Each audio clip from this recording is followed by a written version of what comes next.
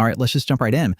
For a lot of us, reading the letters in the New Testament can kind of feel like we're just flipping through a book of inspirational quotes. But what if there was a totally different way to read them? A way that unlocks their original power, their urgency? Well, today we're going to learn how to read these ancient documents, not as books written to us, but as letters written to someone else. And trust me, that one little shift changes everything. This right here, this is the master key. When you open up a letter to the Corinthians or the Galatians, you are literally listening in on one half of a 2,000-year-old's conversation.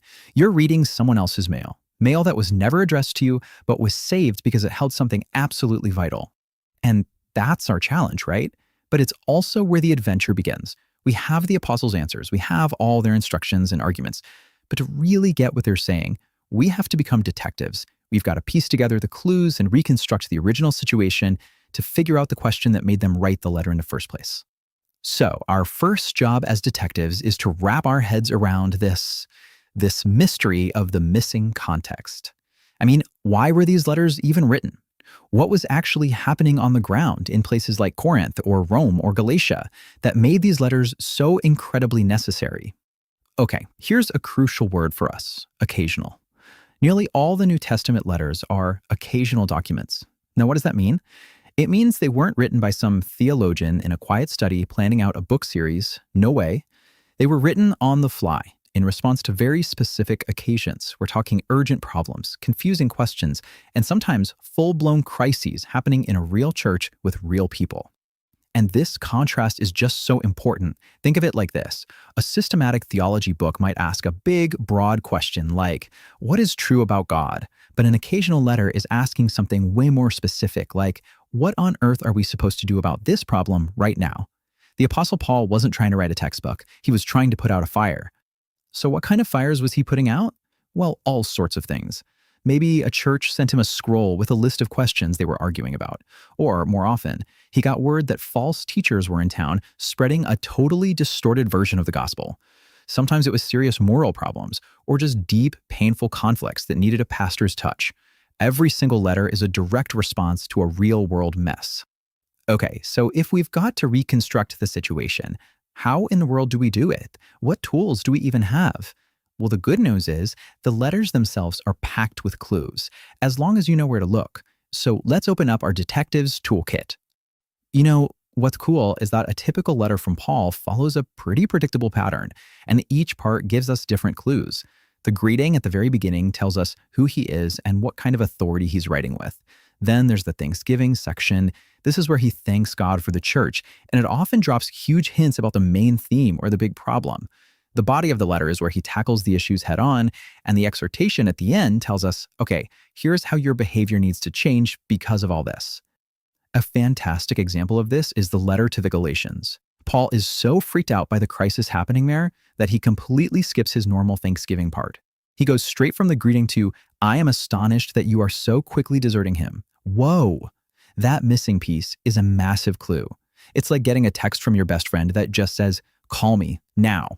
The total lack of small talk tells you something is seriously, seriously wrong. All right, once we have a decent idea of the original situation, our next step is a real breakthrough in how we actually read the text. We have to stop yanking out isolated verses that we like and start tracing the author's logical argument from the beginning of the letter all the way to the end.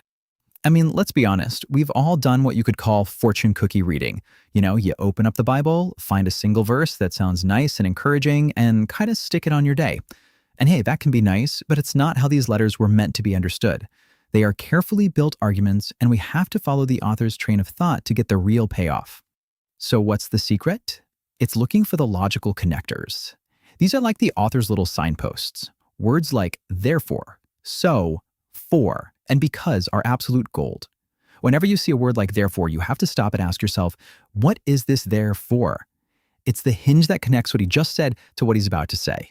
These little words are the threads that hold the entire argument together. Let's use a super famous example, Romans 8:28. We hear this one all the time, right? It's often quoted to give comfort, and it's usually taken to mean that, everything in our life will turn out okay in the end.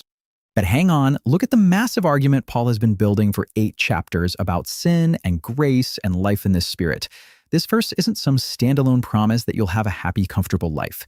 It's the absolute climax of his argument, promising that God is so powerful, so sovereign, that he can use every single thing, even our worst suffering, for the ultimate good, which Paul defines as being made to look more like Jesus. See? Context is everything. So this brings us to the final hurdle, and it might just be the trickiest one. How do we take instructions written to a specific culture 2,000 years in the past and apply them to our lives today without totally making a mess of it? The one question you have to ask every single time is this: is this specific instruction a culturally bound application, or is it expressing a timeless, universal principle?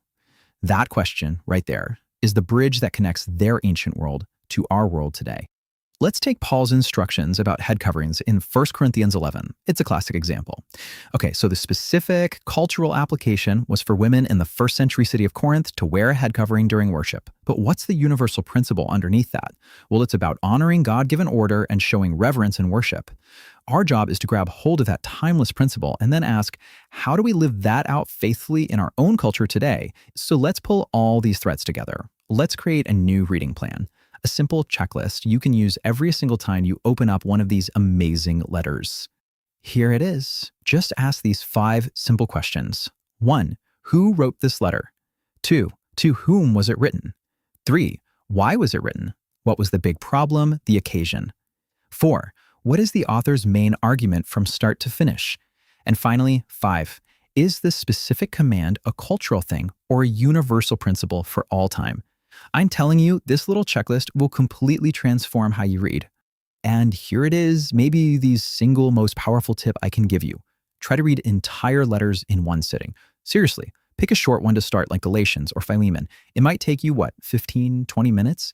But for the first time, you'll actually feel the author's emotion, you'll be able to follow the flow of their logic, and you'll grasp the main point in a way that chopping it up verse by verse just never allows.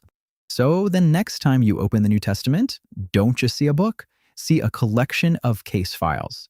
You've got a whole new set of tools now and a new mission to uncover the story behind the story.